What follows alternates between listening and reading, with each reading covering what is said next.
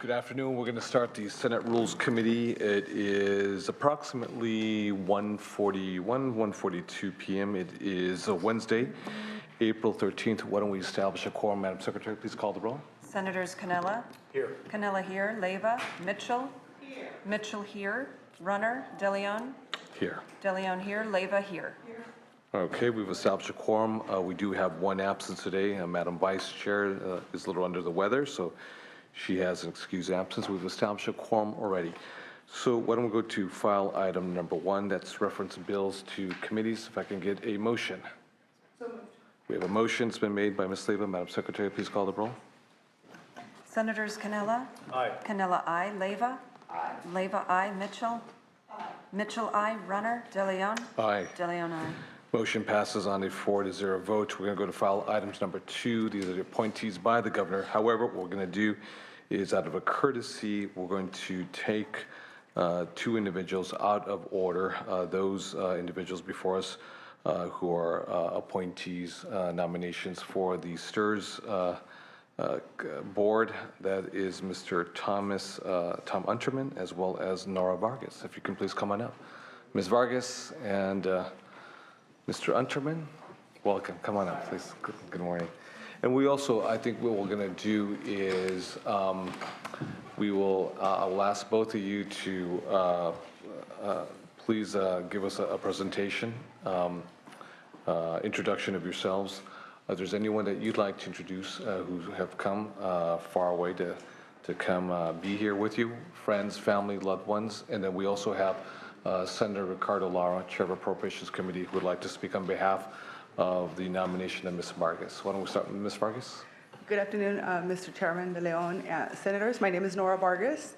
I am from San Diego, California. I am the Vice President of Community and Government Relations for Planned Parenthood Pacific Southwest. I also am the Chair of HOPE, Hispanas Organized for Political Equality, which is a statewide organization that really encourages Latinas to get politically and civically engaged in our wonderful state. And I happen to also be the president of the Southwestern College Governing Board, which is the only institution of public higher education in the southern part of San Diego. And because of that role, I get to serve as a school board representative for CalSTRS in the last year. And it truly has been an honor, because in my role as a school board member, I get to really have an opportunity to work with our members and our stakeholders from a different perspective. And this past year has been very exciting. I've learned a lot, and you know, and I want to make sure that I introduce you to my family who is here.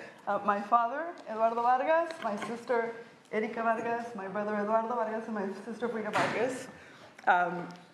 All of them who have been behind me, supporting me in this process. So thank you so much for the opportunity. I'm here to answer any questions. And again, thank you. Thank you, Ms. Vargas. I know we have Senator Ricardo Lara who would like to speak and share a few words. Thank you, Mr. Chair and members. It's always good to be back in Rules Committee. This is a very special moment for me where I get to speak in support not only of a dear friend, but also another dear friend who's a constituent of mine from the city of Long Beach. And so I want to just thank you again. You know, I've known Nora for multiple years.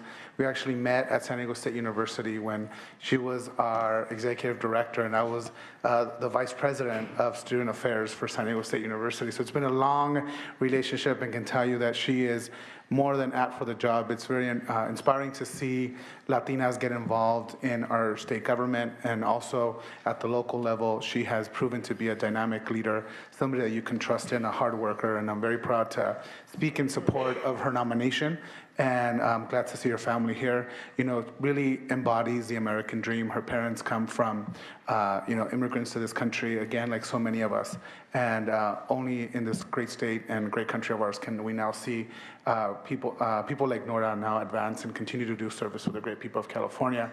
I also just want to give my recommendation again for Felisa Licon from Long Beach, who has done an extraordinary amount of work with National Council of La Raza and her work on education, ensuring that every child has the resources they need to succeed. And so I know she's going to be a tremendous advocate on the State Board of Education. So thank you for giving me the time. And I look forward to continuing to support these two amazing women who are really representing the future of California. Thank you. Thank you, Senator Lara. Thank you very much for your words. Let's go to Mr. Unterman. Mr. Unterman, if you have anyone you'd like to introduce, please do so. Thank you very much. Actually, my wife and kids are working today. Gotcha. Okay, that's a good thing. Someone's got to pay the rent. It's good somebody in the family is. Thank you very much, Mr. Chair. It's an honor to be here. I'm looking forward to another term on the Board of CalSTRS. Just a little bit about me. I've been very fortunate. I've been a Californian since 1969 after I graduated from law school. I had a career as a lawyer. I had a career as a business executive. I had a career as a professional investor. And when I determined to retire, I set out to devote my time to basically public service sorts of things. I told the governor I'd do whatever he asked me to, and he asked me to join the CalSTRS board, so I said sure. And it is a place where my background hopefully can make a helpful contribution. I do have other things that I'm doing. I'm the chair of the California Community Foundation. I'm the chair of an affiliate of UCLA Westwood Technology Transfer that manages the intellectual property of the university. And I'm on a number of nonprofit boards, all of which basically are geared towards social service of one sort or another. So delighted to answer any questions you may have. Thank you. Sure. Thank you very much, Mr. Unterman, and we thank you very much for your public service. And I know this is a reappointment for you, for Ms. Vargas. This is a new appointment for you by the governor. We're going to open up to questions and commentaries from the members. We can start with Ms. Mitchell. Thank you very much, Mr. Pro Tem. And first of all, I owe you both an apology. I got caught up in Labor Committee today and was not able to keep our appointment. So I apologize, and I hope you didn't personalize that in any way. No. I would have much rather been with the two of you. I've read your background. I think you'll do phenomenal work on behalf of the state of California, and I thank you for coming. And I have no questions, sir. Okay, thank you, Ms. Mitchell. It's unlike you, very short and to the point today. You are full of surprises. Today was one of those surprises. Yeah. Because Ms. Mitchell always has very good questions, when she does ask them. We'll go to Mr. Canella. Mr. Canella. Thank you, Mr. Pro Tem. We just met a few minutes ago, and it was a good discussion, and I think you're both up to the task. But maybe we can just, for the record, just discuss again the $74 billion unfunded liability. We tried to address that a couple of years ago with AB 1469, Rob Bonta's bill. Can you just, again, discuss how that's going to work and the confidence that you have that over the next 32 years, then we're going to be able to deal with that unfunded liability? Sure. Are you addressing that to me or to Yeah, Nora? well, both, but Okay. Do you want to go first? You can go first. Okay. You can go first. Thank you. So, it's a question everybody's kind of holding their breath over, and we will collectively hold our breath for 32 years. But the theory of it is that historical market returns would say that if you can earn, should be slightly above 7.5% a year. The financing plan was based on an assumption that the fund would earn 7.5% on average over the 32-year period. With that assumption, the combined funding from the state, the members, and the districts should be enough to bring the plan into balance over that period of time. You have a lot of questions about volatility, and markets go up and down, and if you get caught in the down at the end, maybe we'll be short. If you're on the up at the end, maybe we'll be over. But the main problem is what happens along the way. So right now, probably the most important step we're taking to assure that we get there is we're allocating a portion of the fund to what are called risk mitigating strategies that reduce the extent to which the fund can drop in a bad market and assure that we have sufficient assets to invest in the good times so that we can earn that return. The other thing I would say, having served on the board for a while now, is I think we should give a lot of credit to the staff and their quality. It's a top-notch investment office. They're smart, they're sophisticated, they administrate the plan well, and so that you can have a high degree of confidence that they're not going to be caught out on a limb in terms of an overly risky bet or an overly conservative position, either of which could take you off that course. It's really an outstanding team, and I think that's the thing we're all relying on. And I think the only thing I would add, and I think I mentioned this to Senator Leyva before, is that, this is a great opportunity as we're seeing a shortage in teachers across the state to really encourage them. This is a wonderful, amazing profession. We are investing in the future of California, and the best thing that we can do, knowing that a large portion of our teachers are women and women of color, really the education piece of what our staff at CalSTRS does to really go out there and really share with folks how important it is to invest. The earlier that you can invest, the better you're going to be long-term. I think that's a great partnership that we can continue to have, that I think those are the kinds of things that we can control and we can continue to partner on as we're doing our work around investments as well. So we discussed part of the issue with the unfunded liability was that benefits went up, but the contributions stayed the same, and that was because the fund was overfunded at the time. I think that's really historically all the funds, whether it's PERS or STRS or whatever, a lot of county retirements. So are there safeguards in place now to where that won't happen again? I mean, honestly, it seems crazy to me that we wouldn't have adjusted contribution levels because obviously it's a cyclical thing, but are there safeguards in place now? Well, structurally, contributions to the plan are a function of the state. They require legislation to change the funding structure. So you guys are here, and now having learned the Well, you lesson. guys play a role as well, right? Yeah. Advisors. So Yeah. what kind of safeguards do you, what do you guys? I mean, Well, I you look think at that the as well. answer is that if warning signs appear again, my sense is the board will, and the plan will approach the legislature again to address this question. And having seen what happened before, hopefully we won't make the same mistake twice. Yeah, I wasn't here when that was done, but Yeah. I would be shocked that if we wouldn't ask STRS, what do you think? And if STRS said, no, it's a bad idea, don't do it, I'm Right. sure the legislature wouldn't have done it. So I'm sure there were a lot of mistakes made at every level, so. Yeah. One thing that's happened that I think will be helpful is, for better or for worse, because I have some questions about how the accounting standards have changed. The accounting standards have changed, and it makes this topic much more visible, Yeah, so it won't sneak up on people. that's good. Well, great, thank you. Let us note for the record that every mistake made in this legislature happened before Mr. Cannella came. Why don't we go to Ms. Leyva? Ms. Leyva. Thank you, Mr. Pro Tem. Good afternoon. I enjoyed thoroughly meeting with both of you. We discussed some of the same things that Senator Cannella brought up. I think I would just like to say for the record what I said to both of you is that pension funds are very near and dear to my heart. I was a trustee on a pension fund for 12 years, and in a time where we see fewer and fewer defined benefit pensions, thank you for what you're doing. Keep them safe. This is how middle-class people are able to retire with dignity and respect. And if there's anything we as a legislature can do to be helpful, please let us know. Thank you. So no questions, right? Just pure commentary. Okay, thank you.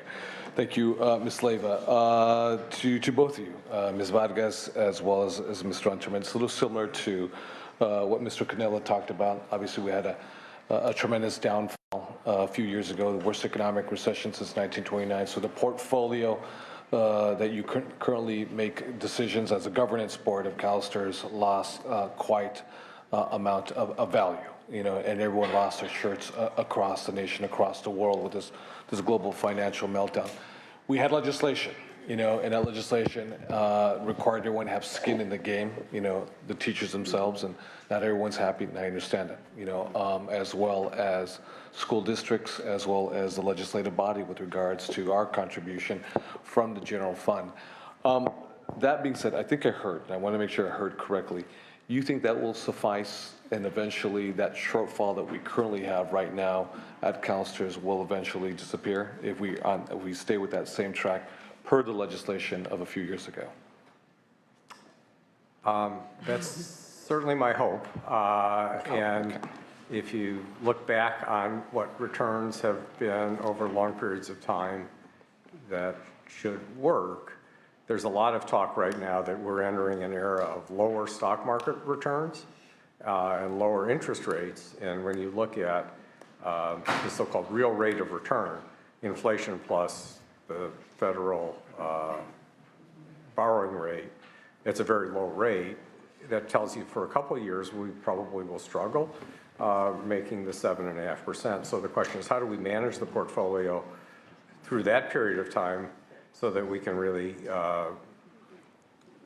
usually things revert to the mean. That's one of the principal rules of investing, so that when returns revert to the normal or swing above the normal, we want to be there to profit from it.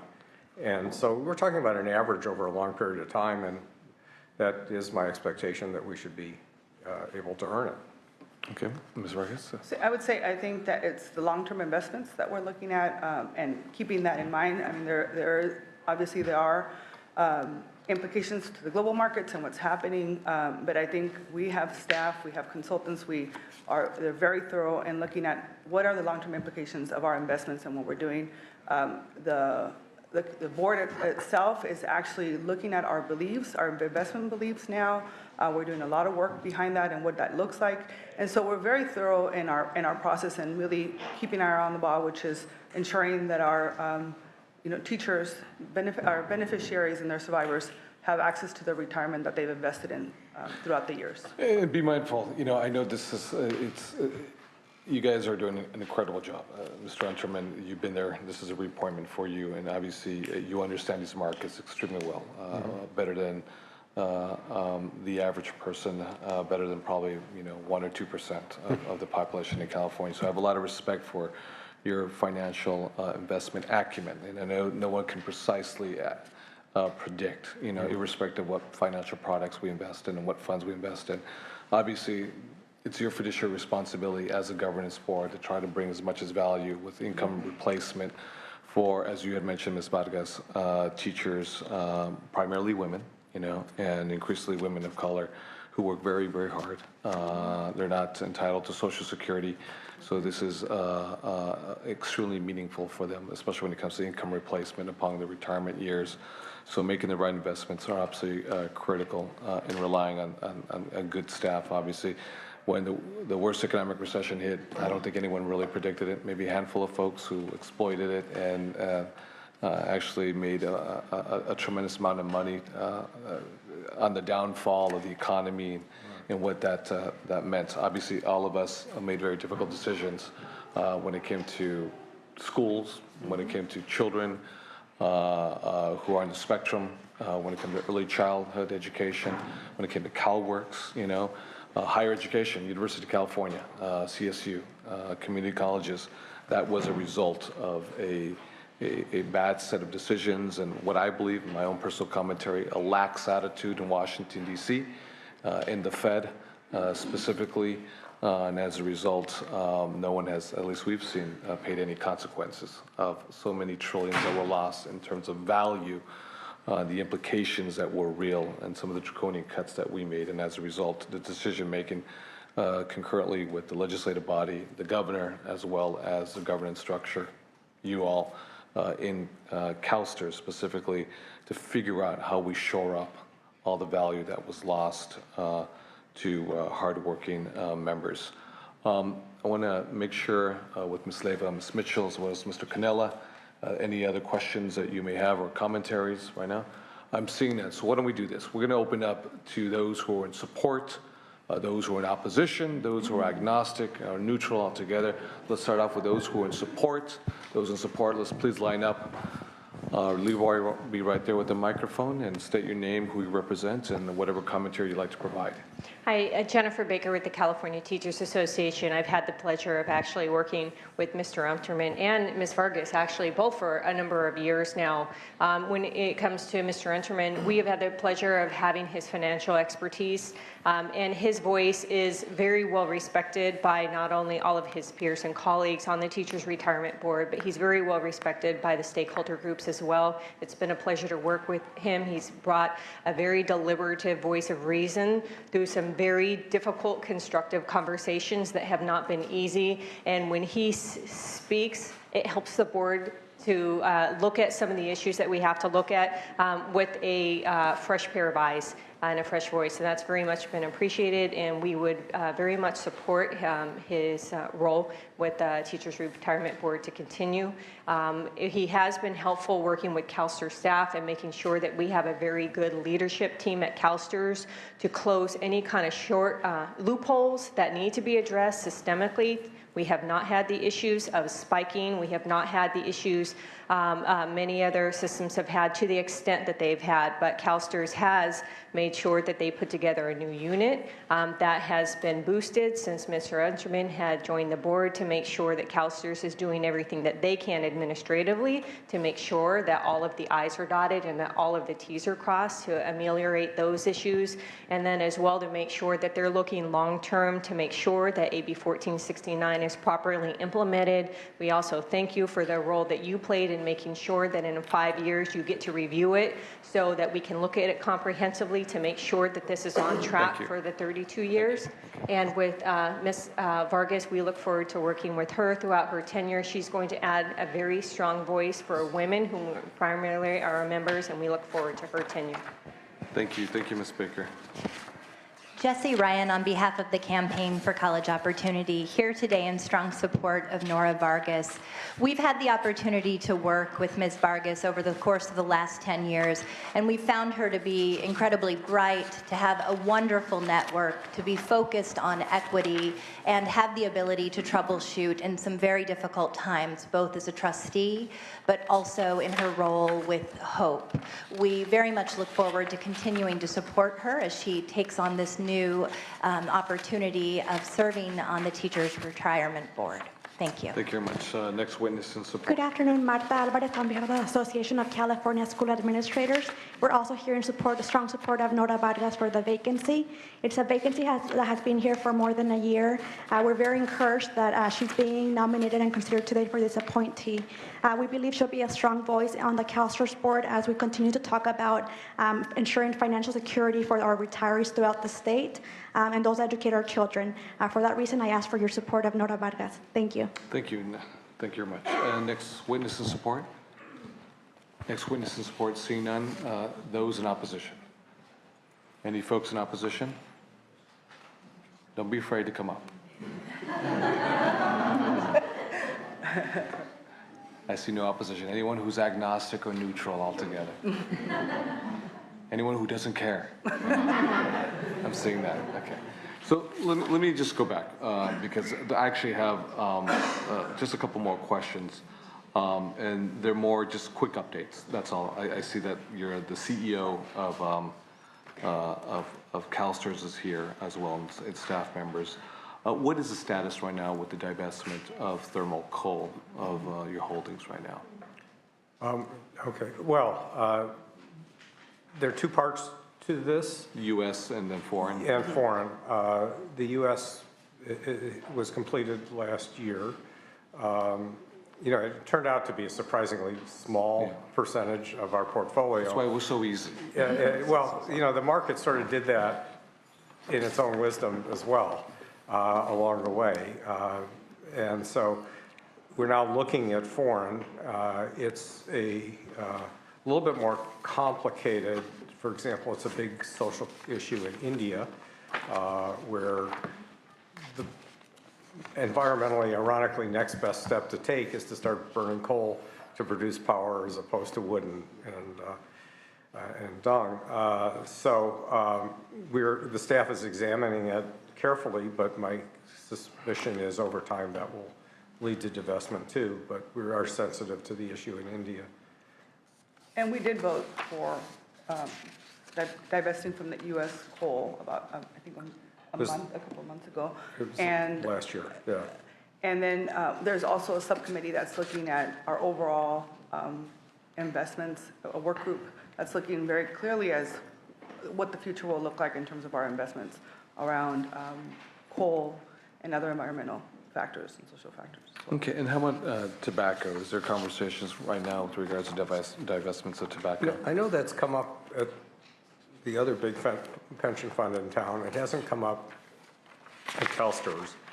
It doesn't seem as if that would make a significant difference in our returns. It's not a very large part of our portfolio or a large part of a market-weighted portfolio.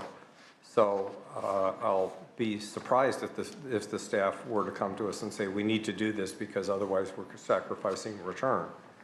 Gotcha. No, and I understand, again, even with the issue of thermal coal, your fiduciary responsibility is to be agnostic altogether. We should have a social bent or lens to reflect what our values are as Californians, but I understand too, as well as the Senate in a bipartisan fashion, that you have a fiduciary responsibility to provide as much as maximum value to your shareholders, in this case, hardworking men and women, primarily women, who are teachers in the teaching ranks. For Ms. Vargas, one thing I'm looking at here